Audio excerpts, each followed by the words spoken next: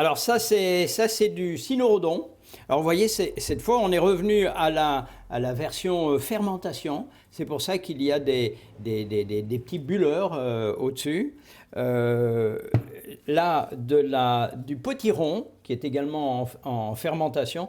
Et ici, c'est du vin de rhubarbe. Ce sont donc des produits qui sont en cours de fermentation et qui, peut-être, dans quelques années, peut-être, serviront à élaborer de nouveaux vermouths, peut-être un vermouth rosé. À la manière d'un alchimiste, Patrice Devalaise élabore ici un vermouth 100% made in Vendée.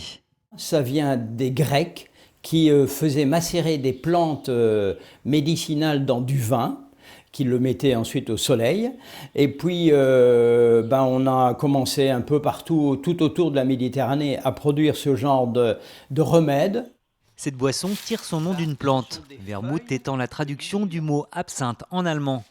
Et pour élaborer cet apéritif, il a besoin de nombreuses essences. Des plantes que je cultive près de chez nous, à 400 mètres de la cave, et qui sont chouchoutées toute l'année. On les prend, on les frotte en main comme ça, et puis c'est un parfum extraordinaire.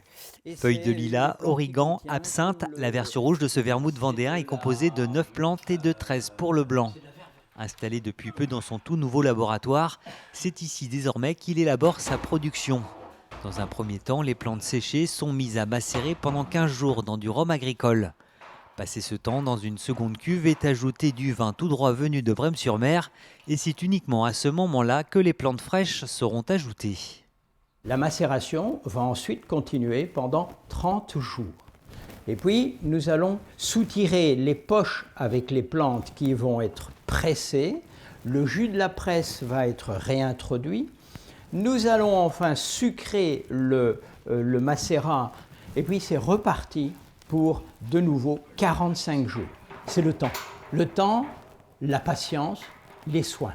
Contrairement aux procédés industriels qui passent par la fermentation, ici les plantes prennent le temps de macérer. Une partie de sa production est destinée aux bars, aux restaurateurs et aux cavistes. Il s'adresse aussi aux particuliers en étant présent sur des marchés de producteurs ou en vente directe dans des fermes.